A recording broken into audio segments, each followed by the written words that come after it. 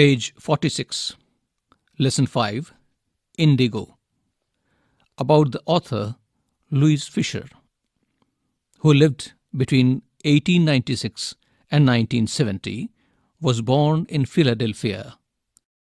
He served as a volunteer in the British Army between 1918 and 1920. Fischer made a career as a journalist and wrote for the New York Times, the Saturday Reviews, and for European and Asian publications. He was also a member of the faculty of Princeton University. The following is an excerpt from his book, The Life of Mahatma Gandhi. The book has been reviewed as one of the best books ever written on Gandhi by Times Educational Supplement.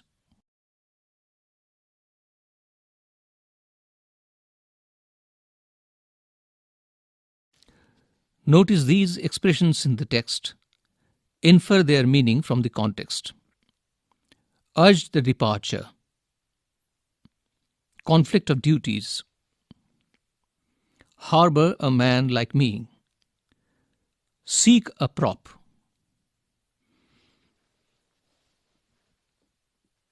Now the chapter.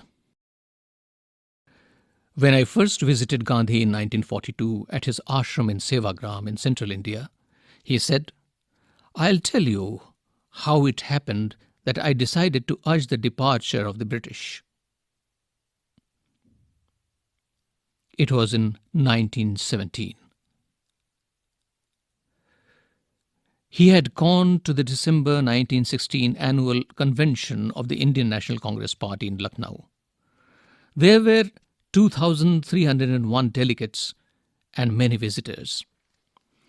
During the proceedings, Gandhi recounted, "A peasant came up to me, looking like any other peasant in India, poor and emaciated, and said, 'I am Rajkumar Shukla.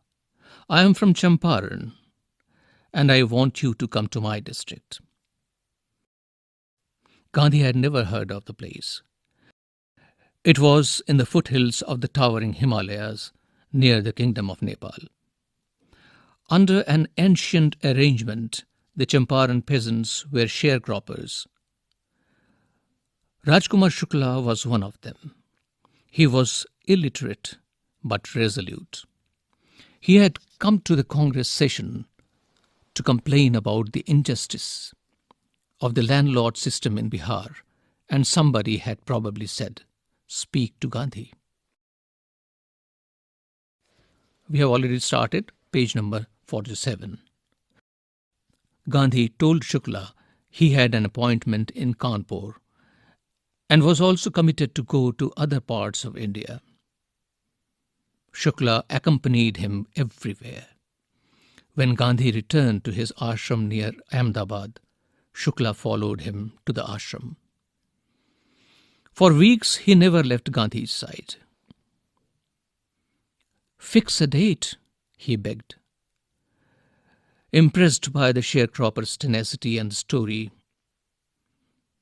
Gandhi said, "I have to be in Calcutta on such and such a date. Come and meet me and take me from there." Months passed. Shukla was sitting on his haunches at the appointed spot in Calcutta when Gandhi arrived.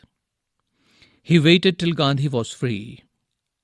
Then the two of them boarded a train for the city of Patna in Bihar. There, Shukla led him to the house of a lawyer named Rajendra Prasad, who later became president of the Congress Party and of India.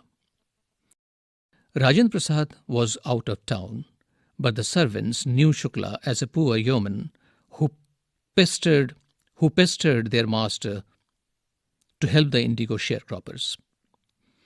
So they let him stay on the grounds with his companion, Gandhi, whom they took to be another peasant. But Gandhi was not permitted to draw water from the well, lest some drops from the bucket pollute the entire sauce. How did they know that he was not an untouchable? Think as you read. Number 1, strike out what is not true in the following. A. Rajkumar Shukla was. A. A sharecropper. B. A politician. C. A delegate. D. A landlord. Next, Rajkumar Shukla was A. Poor. B. Physically strong. C. Illiterate. The next, why is Rajkumar Shukla described as being resolute? The next, why do you think the servants thought Gandhi to be another peasant? Now we go on with the chapter. Gandhi decided to go first to Muzaffarpur, which was en route to Champaran, to obtain more complete information about conditions than Shukla was capable of imparting. He accordingly sent a telegram to Professor J.B. Kripalani of the Arts College of Muzaffarpur, whom he had seen at Tagore's Shantiniketan school.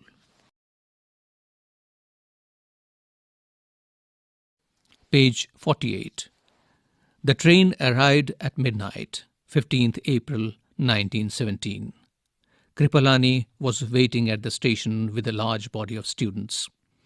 Gandhi stayed there for 2 days in the home of Professor Malkani, a teacher in a government school. It was an extraordinary thing in those days, Gandhi commented, for a government professor to harbour a man like me. In smaller localities, the Indians were afraid to show sympathy for advocates of Home Rule. The news of Gandhi's advent and of the nature of his mission spread quickly through Muzaffarpur and to Champaran. Sharecroppers from Champaran began arriving on foot and by conveyance to see their champion. Muzaffarpur lawyers called on Gandhi to brief him. They frequently represented peasant groups in court. They told him about their cases and reported the size of their fee. Gandhi chided the lawyers for collecting a big fee from the sharecroppers. He said, "I have come to the conclusion that we should stop going to law courts. Taking such cases to the courts does little good. Where the peasants are so crushed and fear-stricken, law courts are useless. The real life for them is to be free from fear." Most of the arable land in Champaran district was divided into large estates owned by Englishmen and worked by Indian tenants. Page 49. The chief commercial crop was indigo. The landlords compelled all tenants to plant 3/20 of 15% of their holdings with indigo and surrender the entire indigo harvest as rent. This was done by long-term contract. Think as you read. Number 1. List the places that Gandhi visited between his first meeting with Shukla and his arrival at Champaran. Second, what did the peasants pay the British landlords as rent? What did the British now want instead and why? What did the British want instead and why? What would be the impact of synthetic indigo on the prices of natural indigo? Now we continue with the chapter. Presently, the landlords learned that Germany had developed synthetic indigo. They thereupon obtained agreements from the sharecroppers to pay them compensation for being released from the 15% arrangement. The sharecropping arrangement was irksome to the peasants, and many signed willingly. Those who resisted engaged lawyers. The landlords hired thugs. Meanwhile, the information about synthetic indigo reached the illiterate peasants who had signed, and they wanted their money back. At this point, Gandhi arrived in Champaran. He began by trying to get the facts. First, he visited the secretary of the British Landlords Association. The secretary told him that they could give no information to an outsider. Gandhi answered that he was no outsider. Next, Gandhi called on the British official commissioner of the Tirhut division in which the Champaran district lay. The commissioner, Gandhi reports, proceeded to bully me and advised me forthwith to leave Tirhut. Gandhi did not leave. Instead, he proceeded to Motihari, the capital of Champaran. Several lawyers accompanied him. At the railway station, a vast multitude greeted Gandhi. He went to a house and, using it as headquarters, continued his investigations. A report came in that a peasant had been maltreated in a nearby village. Gandhi decided to go and see. The next morning he started out on the back of an elephant. He had not proceeded far when the police superintendent's messenger overtook him and ordered him to return to town in his carriage. Page number 50. Gandhi complied. The messenger drove Gandhi home, where he served him with an official notice to quit Champaran immediately. Gandhi signed a receipt for the notice and wrote on it that he would disobey the order. In consequence, Gandhi received a summons to appear in court the next day. All night, Gandhi remained awake.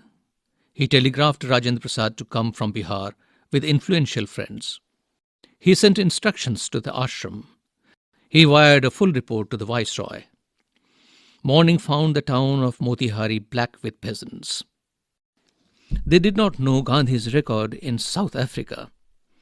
They had merely heard that a Mahatma who wanted to help them was in trouble with the authorities.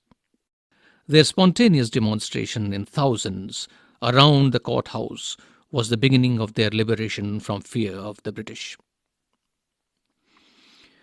The officials felt powerless without Gandhi's cooperation.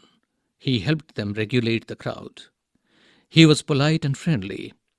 He was giving them concrete proof that their might, hitherto dreaded and unquestioned, could be challenged by Indians.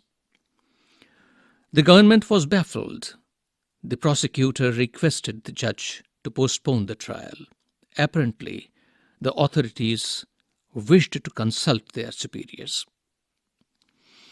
Gandhi protested against the delay. He read a statement pleading guilty.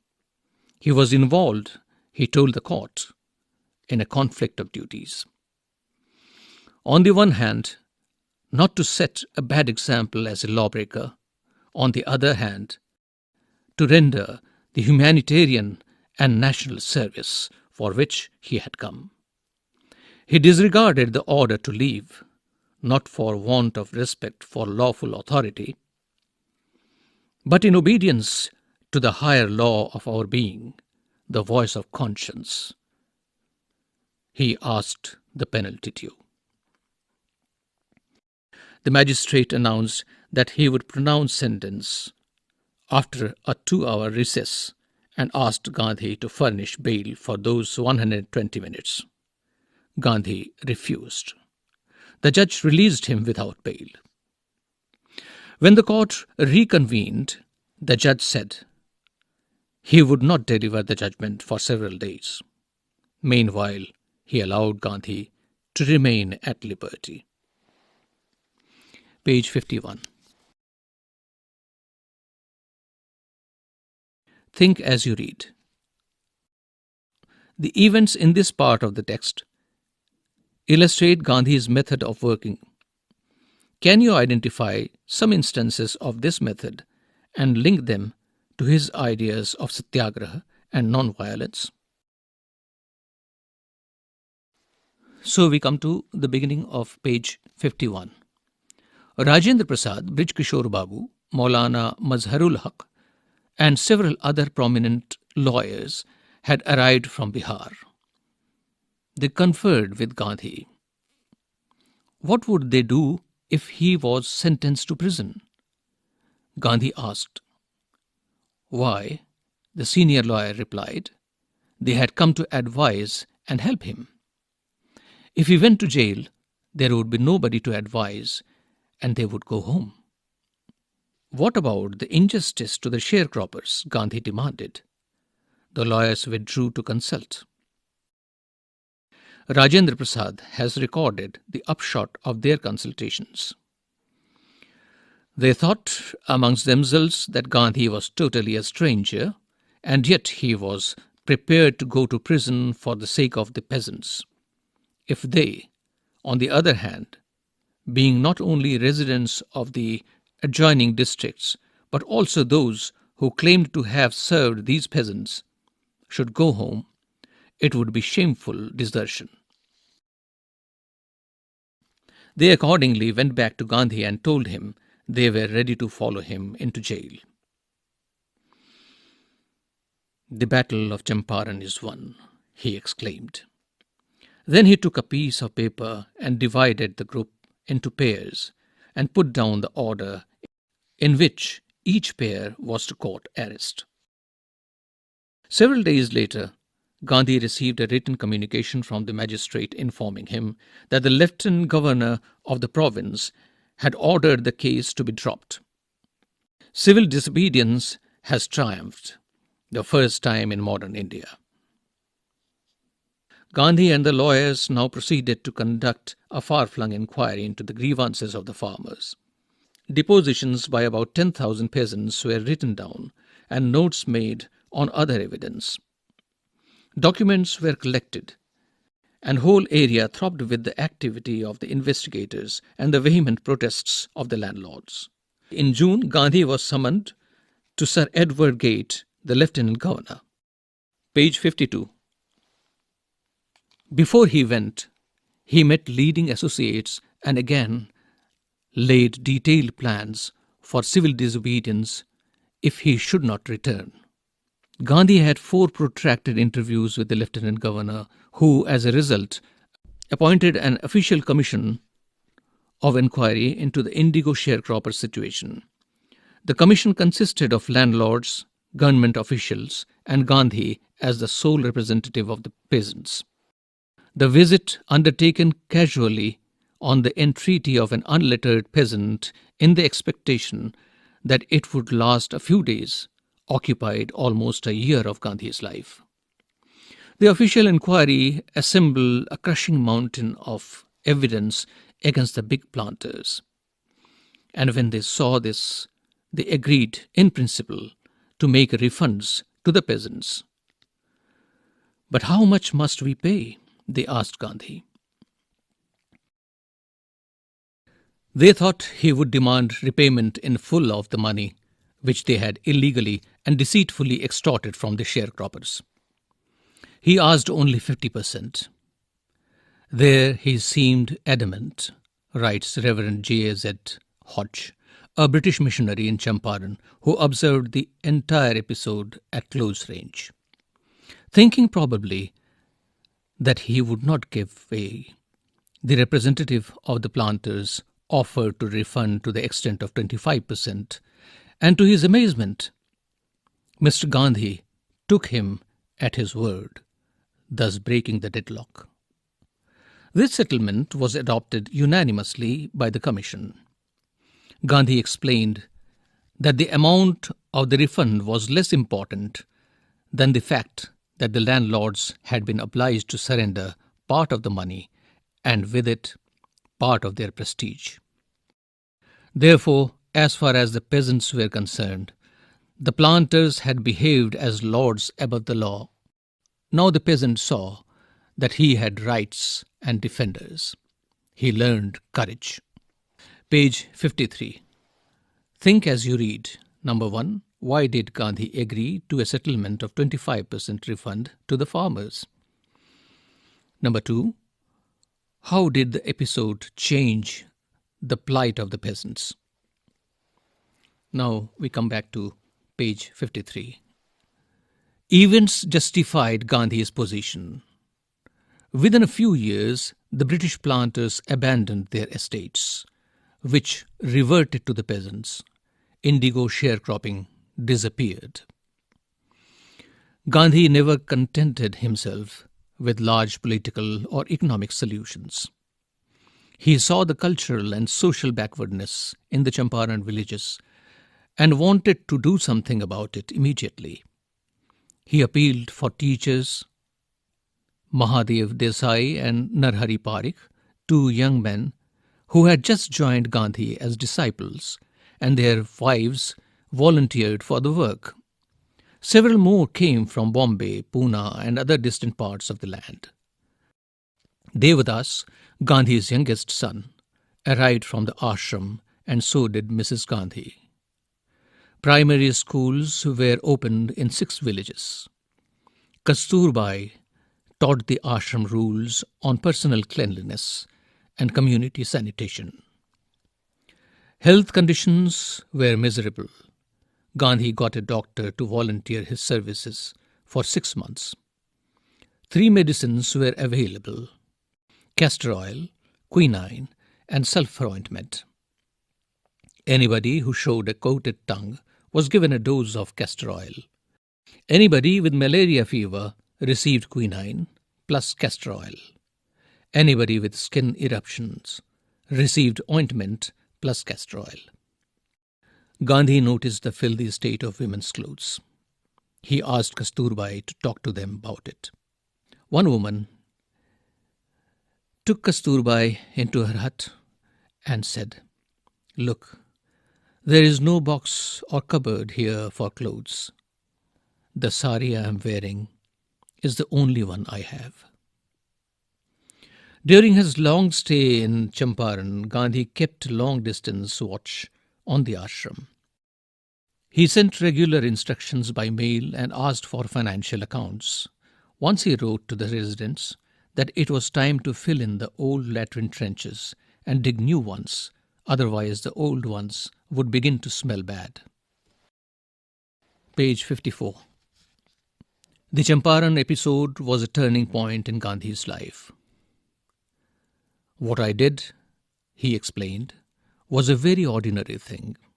I declared that the British could not order me about in my own country." But Champaran did not begin as an act of defiance.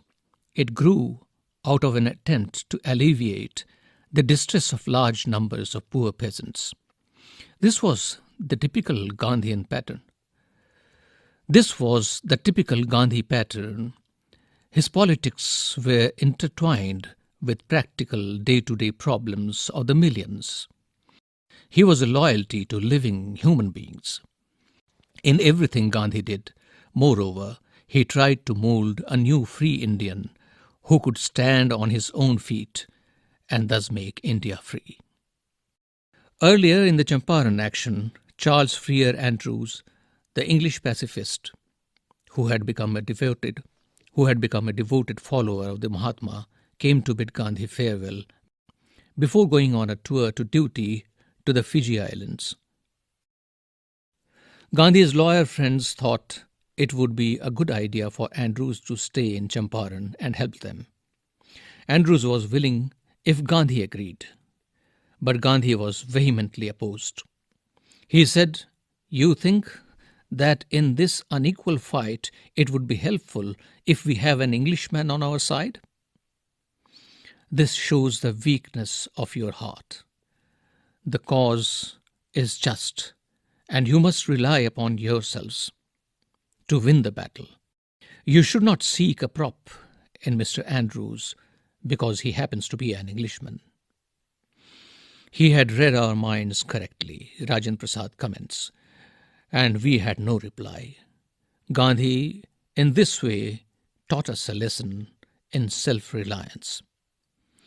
Self-reliance, Indian independence, and help to sharecroppers were all bound together."